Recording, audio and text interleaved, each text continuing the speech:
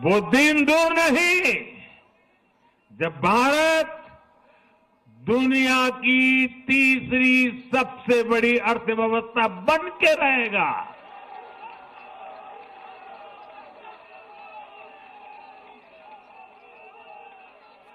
हम मिलकर आगे बढ़ेंगे, एकजुट होकर आगे बढ़ेंगे तो हर लक्ष्य पाकर रहेंगे। मीडिया इसको ऐसे लिख रहा है कि ये एक टेस्ट था मोदी साहब के लिए, मोदी पॉपुलैरिटी का ये टेस्ट था, और मोदी साहब अपनी पॉपुलैरिटी का ये जो टेस्ट है ना पाए, ये जीत गए हैं और बड़े वो फ्लाइंग कलर्स के साथ जीत। अब क्योंकि नरेंद्र मोदी ने एक अपना बना लिया, ऑरा बना लिया, ठीक है। सो मुझे नहीं लगता कि with all this power he is showing he is going to leave, or he will not contest the next he will contest the next election। मैं आपको बताऊं, वो नेक्स्ट इलेक्शंस कंटेस्ट करेंगे, 2029 का भी इलेक्शन जो है वो कंटेस्ट करेंगे, किसी को अच्छा लगे या किसी को अच्छा ना लगे। 4 से 5 चीजें हैं जो कि प्रधानमंत्री मोदी को अजेय बनाती हैं, इनविंसिबल बनाती हैं, ठीक है ना। नंबर वन प्राइमरी हिंदुत्व, ठीक है ना।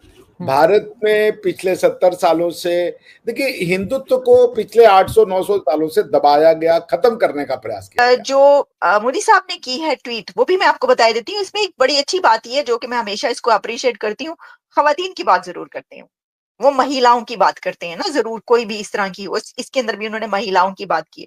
Heartfelt gratitude to my sisters and brothers of Maharashtra, specially the youth and women of state.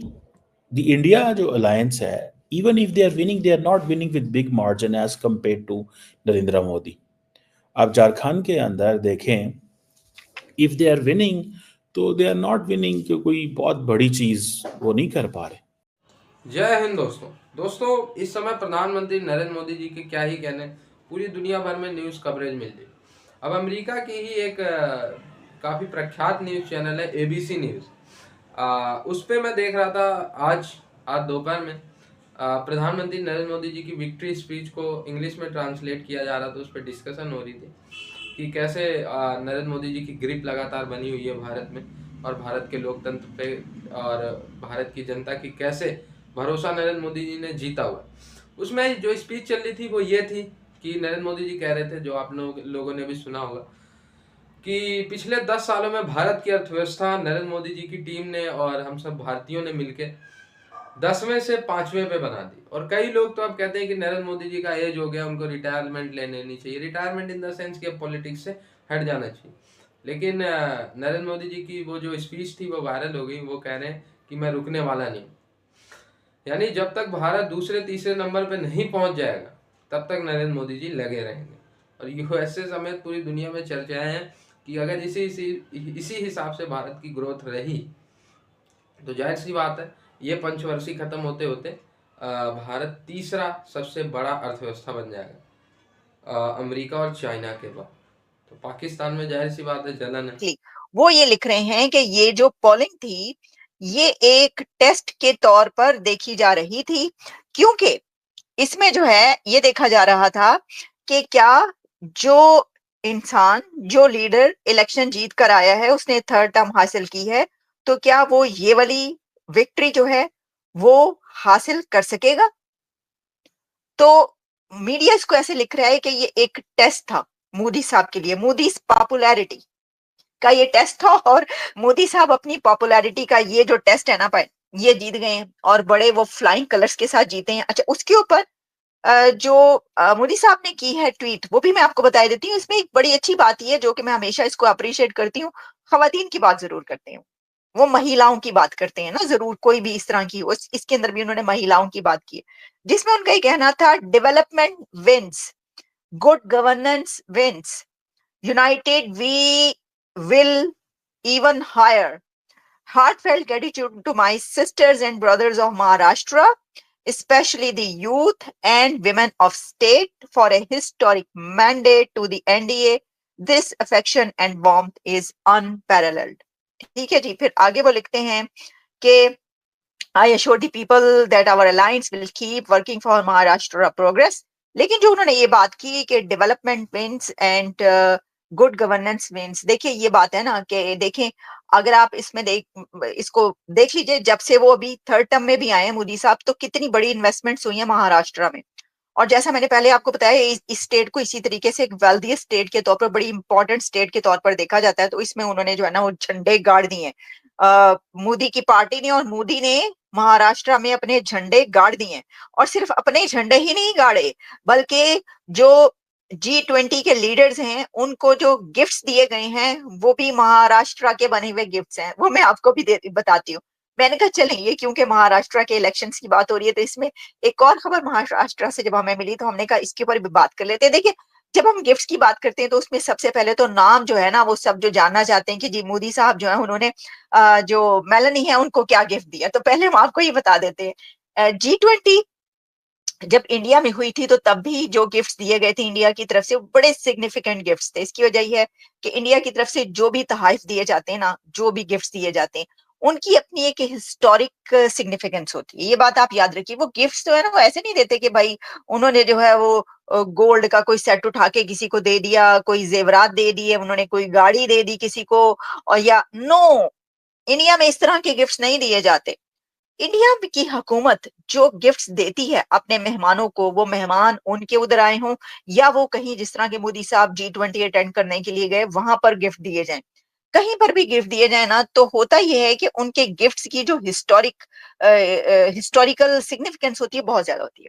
अब मैं आपको बताती हूँ कि जॉर्जिया मेलोनी की जिस तरफ, जो हर तरफ चर्चा है कि उनको क्या गिफ्ट दिया गया भारत की तरफ से, तो जनाब ये देखिए, उनको जो गिफ्ट दिया गया है वो है ये कैंडल स्टैंड। ये सिल्वर कैंडल स्टैंड जो आपको नजर आ रहा है, बड़ा ही ब्यूटीफुल, खूबसूरत, जबरदस्त। ये silver candle stand Giorgia Meloni, prime minister of Italy को prime minister of India Narendra Modi साहब की तरफ से ये तोहफा इंडिया के बिहाफ पर दिया गया है। नेक्स्ट इलेक्शन मैं आपको बताऊं, वो नेक्स्ट इलेक्शंस कंटेस्ट करेंगे, 2029 का भी इलेक्शन जो है वो कंटेस्ट करेंगे, किसी को अच्छा लगे या किसी को अच्छा ना लगे। उसकी वजह यह है कि इस वक्त क्या बीजेपी ने कोई ब्रांड लेके आए हैं उसके मुकाबले में, कोई और लेके आए हैं? नहीं। मेरा ख्याल है वो अभी तक जो है वो एक बड़ी तादाद में 288 सीटें चाहिए थी, तो दे हैव 221, जो मैं एज ऑफ मैं देख रहा था, या 230 हो गई है, सॉरी, ठीक है। सो उनकी वो जो 230 उनकी सीट है, अच्छा भला लीड है उनकी इस वक्त 77 के ऊपर, ठीक है। इंडिया अलायंस 51 पे खड़ा है, कोई मैच ही नहीं है। सो इट मीन्स वो जो मर्जी कर दें, इंडिया वो जो मर्जी कर दे। झारखंड में जिसे कहते हैं ना, इतना अच्छा, एक चीज मैंने नोट की है कि द इंडिया जो अलायंस है, even if they are winning, they are not winning with big margin as compare to Narendra Modi. आप झारखंड के अंदर देखें, इफ दे आर विनिंग तो दे आर नॉट विनिंग कि कोई बहुत बड़ी चीज वो नहीं कर पा रहे। मोदी भी 25 सीटें ले गए हैं, वो भी 50 सीटें ले गए हैं, सो इतनी वो बड़ा नहीं है। उधर दूसरी तरफ देखें, इन महाराष्ट्र अगर आप देखें तो 230 and 50 NDA and India, so there is a big gap भाई। ये बहुत बड़ा गैप है, ये कोई मजाक नहीं है। यू जस्ट कांट में इसको आप ये नहीं कह सकते कि ये कोई मजाक है, ठीक है जी। they are into, like you know, they are appealing to the people, उन लोगों को अपील कर रहे हैं, उनकी कम्युनिकेशन अब and then I think they are targeting people and they are telling people we are the future. This is what they are saying to the people of India. हम ही future हैं, हम ही सारा कुछ हैं, हम ही जो हैं वो अपनी मर्जी का, हम ही आपको आगे लेके जा सकते हैं। पहले वो कहते थे जी वो हिंदी बेल्ट में ज़्यादा जीतेंगे, वो दूसरी बेल्ट में जीतेंगे। फॉर एग्जांपल अगर आप देखें, हिंदी बेल्ट से बाहर भी निकल के वो जीत रहे हैं, and then within Hindi belt उनको मसले मसाइल पैदा हो गए। फॉर एग्जांपल आप अयोध्या में देख लें, उनके लिए कितने यूपी मसले पैदा हो गए थे। और वो जो हिंदू नेशनलिस्ट लेगेसी वो अपनी लेके जाना चाहते थे, वहाँ पे वो अपनी पोजीशन एस्टैब्लिश नहीं कर सके थे यूपी के अंदर।